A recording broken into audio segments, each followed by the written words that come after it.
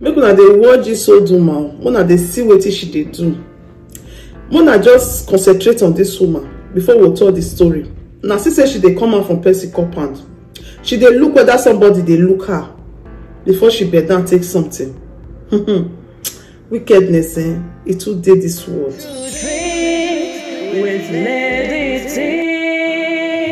Hi everyone, welcome back to this YouTube channel, True Dreams with Lady T. Is your sister, your friend, is your girl. If this is your first time you just didn't get post for YouTube, you just come across this channel, please consider to hit the subscribe button, click on the notification bell so you will know anytime we put video. Yeah, thank you so much for coming around again and God bless you. For this our channel now, Tori now they talking now pidgin English with the knock our Tori for year. We're not just there to talk, but if you share this video, I believe today together we're gonna save someone. Wickedness, it too did this world. I know I want to talk to this story. Whether na igele, I will take tight talk her on a cocoa shoe, I go wear to talk this story. I don't know. Me una carry una joko, una listen to this story. So that story not be even say they say or someone send the video for me.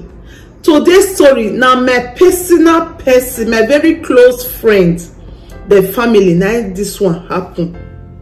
As I dey tell you now, so this one people may not they believe. Maybe una go still believe for this one, but I know beside they force anybody to believe. I dey talk. I know say if person present anything, you pick your own for inside and you leave the rest. Everything must not be for you. You understand? So when I see this woman, when I see say he enter Percy compound, that they do burial, he waka come out, he look before he take what he takes. So the story start like this. Now a woman I die for this burial, so when they do so, and this woman when die so, he get many brothers and sisters, relatives for Obodo Ibo, when we say they dey all over the country for year, and one of them are my person, you know. So they do this burial. Many of them not fit go because of the situation of everything, and because of Okoro Driver Center house. So because of the demand, it can't too much, do this, do that. So many of them not fit go. And the ones when they for Edo State for there, we still decide, say they want go the burial. They get ghostly accidents for road where they just the night trailer just come press their motor. But thank God nobody injured. They did okay, but the car damage. Now the accident none of this.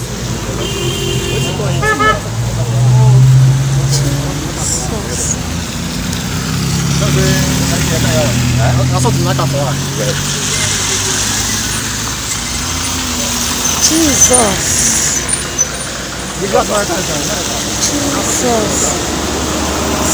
Sometimes say something go dey happen, but people not go know what will be the cause of what they happen. But thank God they still fit to go the burial. We thank God for this live video, because this live video it dey reveal so many things where we say people know they know. If not be live video, who for know say this kind of thing happen? Who for know? Who for notice? You know as they do the burial now, they can't do on live video. They want to show people when they Obodo Ibo when no fit go. Say see as they can't do the burial, they do like this, they do like that. They can't do the video. Where they for the video, my people. That they say this old woman, he waka come. As he waka come, he short. When I watch the video again, then we go come back.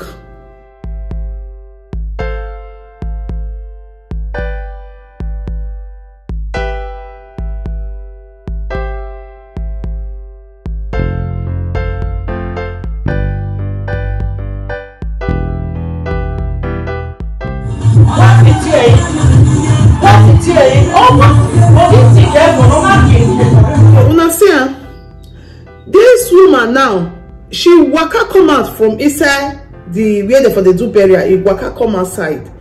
Make you know say she want do evil. Why she look whether person they look am before she bed down carry sand. Now sand now she carry. So the people when dey Obodo Ibo now they watch the live screening. As they watch her now, they see this old woman waka, he look around, he carry stand. Then they quickly call people when they house. Say, Mona, go find this woman, or this woman just they carry stand. No. more na her son wetin wan use that sand to do before you go reach house. Me no go use am do wetin wan use am do, because now people they go the burial when be say accident happen. This sand wey this woman come carry now, wetin be the meaning of this sand? Which one wan use this sand to create again? Because terrible things they happen for the family. Now so they come pursue this woman, they come hold her. Mama, wetin dey your bag? He say not today bag. Then they come carry and go, whether na John way place to or where for the cash people. They come carry and go there. They come open mama bag. They open Iye bag. They see sand when Iye tie. He carry that sand. He come tie am for something. He come put am inside bag. Where they carry that sand they go, my people? Where they carry and they go, my people? More share this video. More share this video. This one say I see how. If I don't see this one now, people no go know say this woman don't carry sand. You want go use and do something. What it can be the meaning of this sand? He no great talk. Oh, they ask you a question. He no great talk. The matter still dey ground now. They never finish the matter. I say make I first talk this one. Then how the matter come to hand. By the grace of God, we'll come see talk what it can happen. How the matter come to hand. I just want to let you know say terrible things if they happen for this life. You know, some people will come to say na depression, some will say na drunkard, some will say na this one. This one now, wetin can be this one? Which name una go call this one? People when they argue. Wetin be the meaning of this sand now when this woman carry? Wetin you want to use this sand to create again for this family? We don't know. Now the sister say make I bring this story come out to. Make I let una know say anytime that they do any party, mona make sure say camera full everywhere, underground, up, side, so that una go dey see, una go know who be who on that very day. Mona just try to put camera everywhere, because if camera not there everywhere, I not believe say they for fit catch this woman. So we never know wetin you wan use the sand to do. We don't know, because sand full everywhere for Benin.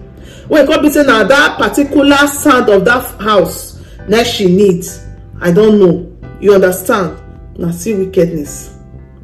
Mona help me has a dede now. What do you want to use this sand to do? They say they don't they ask a dede, they never still talk. They ask her now, you know, great talk. Say, see what you want to use sand do, or you use mistake take count, or you short. I don't know what I want to talk again, my people. Now the story be this so. May una be careful. If una they do something, una make sure say camera there everywhere, so that una go fit cash person one and one cash. Very, very important. And I pray for this family. So may God protect and guide them. This one at when they see more they will be say they not see. You see, say each family needs serious prayers. That's why the Bible tells us say pray without ceasing. Pray always. You don't know it's so. You don't know. Even some, but this woman have their family, now their family member, not be saying a person when they invite come party.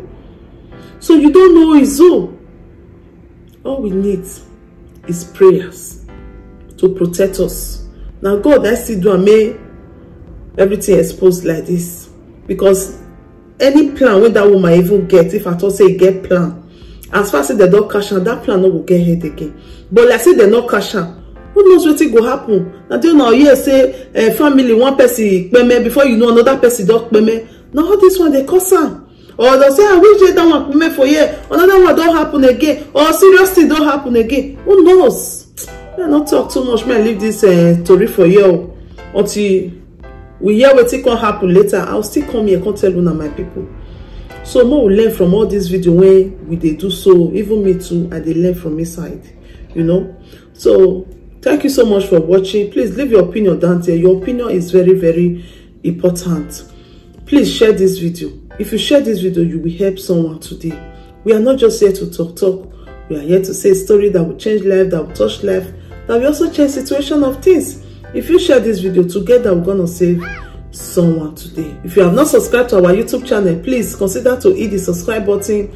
Click on the notification bell so you will know anytime we put video here. And remember your sister, your friend, your girl, your pikin, anyone you call me, I did there for you. Children's Bright Life with Lady T. See you on our next video. Ciao, ciao. If there is anything that is bothering you, my friend, please say it so others will learn. strength. Bring it to true dreams with Lady T.